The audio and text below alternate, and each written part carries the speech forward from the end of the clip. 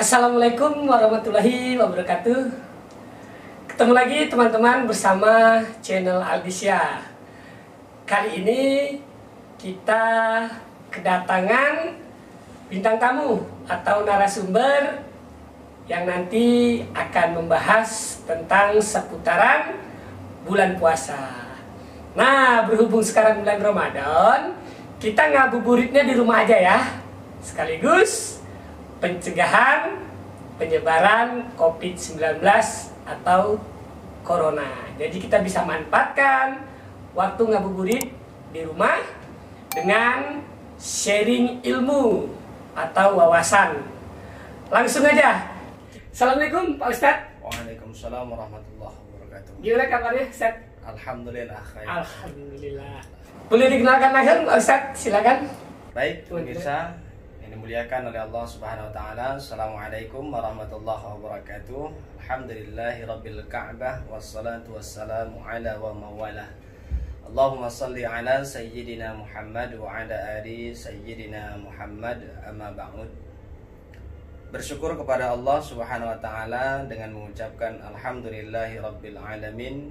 Berselawat kita kepada baginda Rasulullah sallallahu alaihi wasallam dengan ucapan Allahumma salli ala sayyidina Muhammad wa ala ali sayyidina Muhammad. Saudara-saudaraku pemirsa ikhwan fillah yang dimuliakan oleh Allah Subhanahu wa taala di mana saja berada, izinkan kali ini dalam pertemuan kita saya yang pertama sekali memperkenalkan diri saya.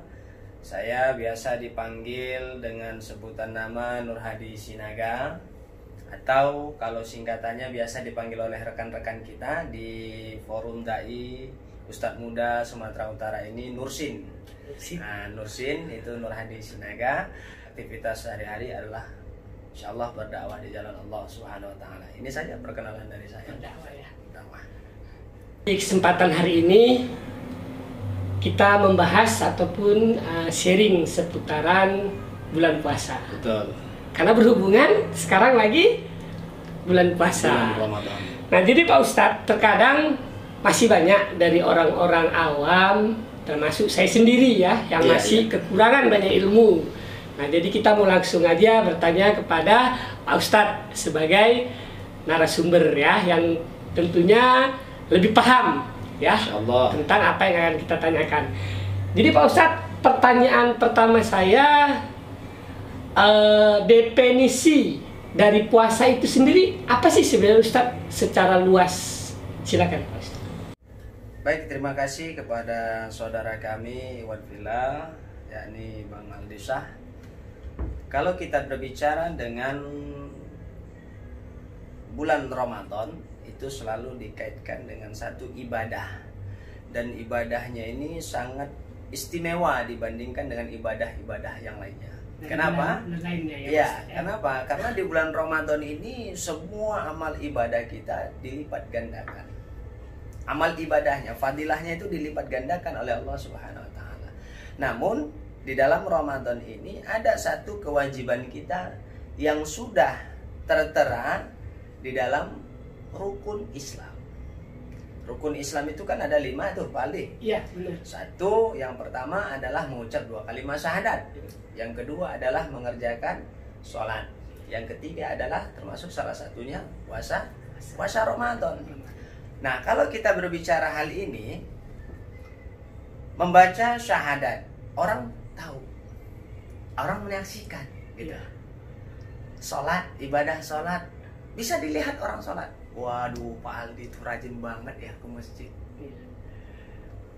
Orang nampak, ibadahnya nampak. Tapi kalau ibadah puasa ini, tidak ada yang tahu kecuali diri kita dengan Allah. Ini teman-teman yang menarik ini ya. Bahwasannya puasa ini ibadah yang memang tidak disaksikan orang lain ya Pak Ustadz ya. Hanya diri kita kepada Allah. Ya.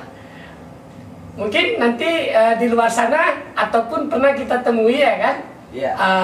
Puasa katanya kan, puasa, tapi ternyata tidak ya Pak Ustadz. Iya, saya ingat Pak Aldi ketika dulu kita masih kanak-kanak gitu kan, kalau lingkungan kita itu kan banyak Jawa itu. Iya. Jadi kau puasa enggak? Puasa, tapi puasanya iya iyo. Iya iyo. Puasa iya iyo. Puasa iya iyo.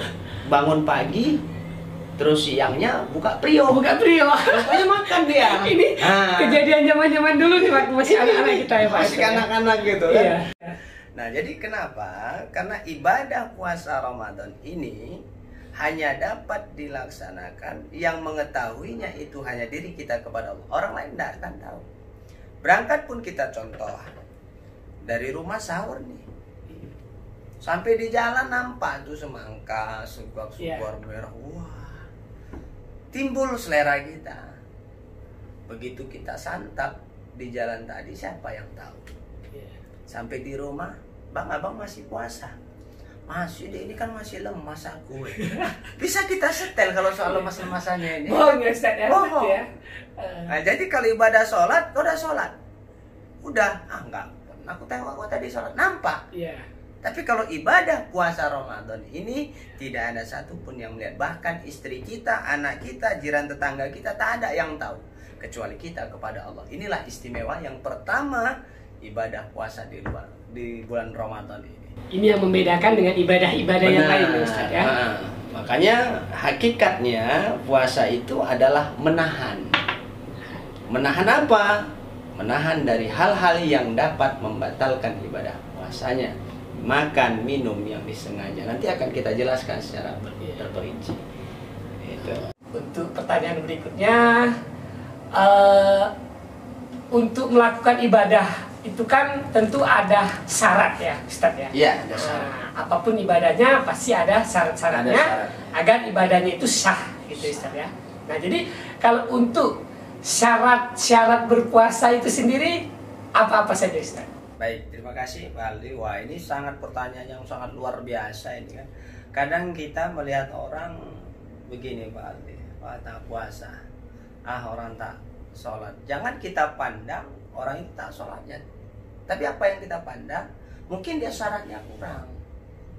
Contoh, dalam beribadah sholat saja, kita belum masuk kepada konteks puasa tadi ya.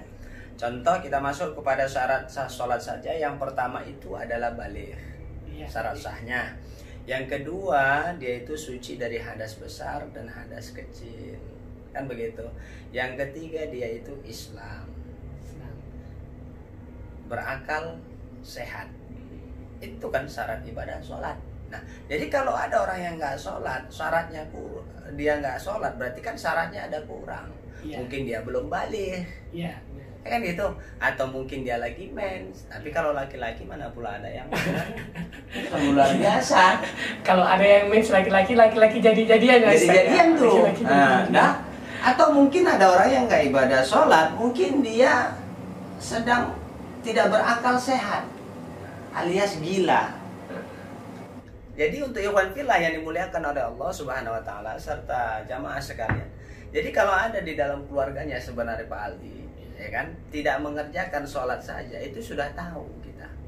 Dicek saja dari syaratnya. Berarti syaratnya ada yang kurang. Wah, Pak Ustadz, suamiku sudah tua, nggak mungkin belum balik. Oh, mungkin dia men. Nggak mungkin lah Ustadz, orang dia laki-laki. Kan itu? Iya benar. Mungkin dia nggak Islam, nggak mungkin lah Ustadz. Orang dia juga ketika nikah kami syahadat kok. Oh, berarti suamimu udah gila. Kenapa nggak sholat? Begitu juga ibadah puasa. Jadi syarat sah ibadah puasa ini, syarat wajibnya itu yang pertama adalah Islam. Yang kedua adalah baligh. Nah, yang ketiga adalah berakal sehat. Yang kelima adalah bermukim, artinya dia tidak melaksanakan perjalanan jauh, musafir. Nah, tapi musafir ini kalau dia mau melanjutkan ibadah puasanya nggak ada masalah, boleh. Baru yang terakhir cuman tidak wajib ya? Tidak wajib. Jatuhnya tidak wajib, kalau dia perjalanan jauh yang musafir ya? Musafirnya, karena kan musafir itu ada kategorinya lagi, berapa radius dia. Tapi kalau dari sini ke Bangun Purba pula, bukan pula itu musafir ya kan? Itu paling jauh berapa Ustadz? Udah masuk musafir? Kalau kategori musafir itu dia sampai bermukim. Sampai bermukim. Sampai bermukim ataupun dia itu 1 hari 1 malam dalam perjalanan. Contoh kalau dari sini ke Aceh, Pekanbaru, itu sudah bisa itu musafir. Jadi sudah tidak wajib. Tidak wajib. Ya. Itu pun dilihat kalau pula naik mobil AC mana pula ada hausnya. Orang di dalam aja kan. Baru syarat yang ke-6 ini suci dari haid dan nifas. Artinya tidak sedang halangan, tidak sedang main bagi yang wanita kan. Nah, ini jadi ada 6 syarat wajib dalam mengerjakan ibadah puasa di bulan Ramadan. Jadi kalau di luar nanti, Iwan Villa ya Pak Aldi ya, kalau ada orang yang nggak puasa ini kita nggak usah repot, gampang Pak. Oh mungkin dia nggak Islam, ya kan? Ah nggak mungkin lah nggak Islam. Oh mungkin dia belum balik, maka dia nggak puasa. Wah, ciri-ciri balik itu perlu kita ketahui bersama. Yang pertama adalah kalau dia bagi seorang laki-laki, dia itu sudah mimpi basah. Nah, kalau dia wanita itu sudah haid ataupun men. Jadi kalau itu kategori balik, baru berakal. Artinya apa? Dia tidak gila. Jadi kalau di luar ada orang umat Islam yang nggak puasa, tapi dia sewena-wena di luar, berarti itu orang gila. Orang gila. Orang gila, orang. Kan gampang. Iya benar. Nah, jadi kita nggak usah, wah, kau nggak beriman. Kenapa? Wajar. Karena ibadah puasa ini hanya khusus orang-orangnya, Pak. Nggak semua umat Islam. Makanya Allah katakan di dalam surah Al-Quran tersebut, Bismillahirrahmanirrahim, ya ayyuhalladzina amanu kutiba alaikumussyam. Hai orang-orang yang beriman, diwajibkan atas kamu berpuasa. Yang dipanggil di situ bukan umat Islam, orang yang beriman, tapi orang yang beriman. Kenapa? Karena orang yang beriman itulah yang dia bisa mengendalikan hawa nafsunya. Karena kalau perkara hawa nafsu, Pak, wah luar biasa kita ini, Pak Aldi. Di bulan Ramadan inilah makanya disebut dengan Syahrul Tarbiyah. Bulan yang mendidik kita, mengendalikan mata tadi yang biasanya kita jelalatan, melihat yang indah-indah, melihat yang cantik-cantik. Tapi di bulan Ramadan nggak berani. Kenapa? Karena kita takut hilang ibadah puasa kita nantinya. Cuma menahan lapar dan dahaga saja. Nah, itu baru dari mata. Yang biasanya model mak-mak ngumpul, merepet-merepet dia, ya kan? Ceritakan suaminya, wah suamiku pulang sampai pagi gini. Mama ini kan paling gini kali, KCC. Tahu Pak Aldi KCC? Apa itu? Kakek yang cocok. Nah itu KCC itu. Ini paling istilah anak zaman kapan ini Pak Ustaz? Ini tahun-tahun 90-an ya, tahun 90-an ya. Jadi anak tahun 90-an ini teman-teman pasti tahu ya apa itu kepanjangan dari KCC ya. KCC. Ya. Kalau anak zaman now kayaknya nggak tahu ya. Nggak tahu itu KCC. Itu pun luar biasa itu. Tapi ketika bulan Ramadan dia jaga lisannya ini. Nggak berani menceritakan aib tetangganya, nggak berani menceritakan aib daripada suaminya. Kenapa? Karena dia sadar dia sedang berpuasa. Dan yang lebih hebatnya lagi, paling ketika bulan Ramadan ini tiba, umat Islam itu sadar untuk ibadah ke masjid. Tapi modelnya pula ibadahnya minggu pertama.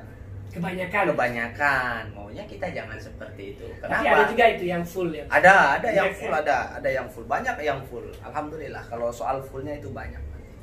Teman-teman, itu tadi syarat-syarat dari berpuasa ya.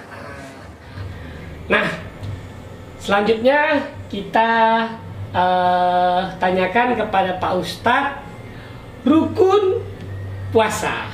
Apa-apa aja itu rukun itu? Ini rukun yang paling terpenting Pak Aldi. Kenapa? Kalau rukun ini tertinggal, maka ibadah puasanya ini tidak sah. Jadi antara rukun dengan syarat ini saling berdampingan, saling mengikat sama. Kalaulah saya bicara sendiri di sini ataupun di luar, Pak, orang lewat ngira apa? Wah, ustadznya udah gila itu ngomong-ngomong sendiri. Tapi dengan adanya komunikatif yang seperti ini, kita lawan berbicara gitu kan. Nah, ini menandakan berarti kan harus saling berdampingan. Begitulah antara rukun dengan syarat tadi. Makanya salah satu rukun daripada puasa itu adalah orang yang berpuasa. Itu rukunnya, harus ada orangnya. Oh gitu.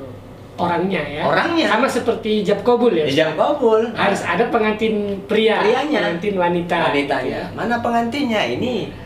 Jadi kalau belum ada salah satu pengantinnya belum bisa ijab kabul ya. Belum ada. Siapa yang mau nikahinnya Ustaz ya? Nah, kalau itu sudah lengkap udah. Begitu juga. Ada orangnya yang berpuasa. Kalau nggak ada orangnya siapa? Nah ini yang pertama. Yang kedua adalah untuk rukun puasa ini adalah niat. Innamal a'malu bin niat. segala sesuatu yang harus dilakukan itu harus dengan niat. Sholat harus dengan niat. Puasa harus dengan niat. Nah, kalau soal niat ini banyak perbedaan pendapat di kalangan ulama kita. Tapi yang lebih afdolnya tiap malam itu kita baca niatnya. Makanya ketika kita selesai sholat tarawih, itu selalu kita baca. Imam selalu memandu makmumnya untuk membaca niat puasa keesokan harinya. Namun ada salah satu Pak Aldi yang perlu kita garis bawahi. Niat itu kalaupun dibacanya ketika hendak sahur nggak ada masalah. Tidak masalah. Nanti akan kita bahas nanti di berikutnya kalau waktu memungkinkan ya. Itu akan kita bahas nanti di masalah yang membatalkan nanti bagaimana. Apakah itu batal niat kita atau enggak nanti ya. Nah, baru yang ketiga adalah menahan diri dari hal-hal yang membatalkan puasa. Nah, jadi itu rukunnya. Jadi harus kita tahan semua tadi. Kalau nggak kita tahan, kayak tadi mata masih jelalatan kita, mulut kita masih menceritakan orang saja.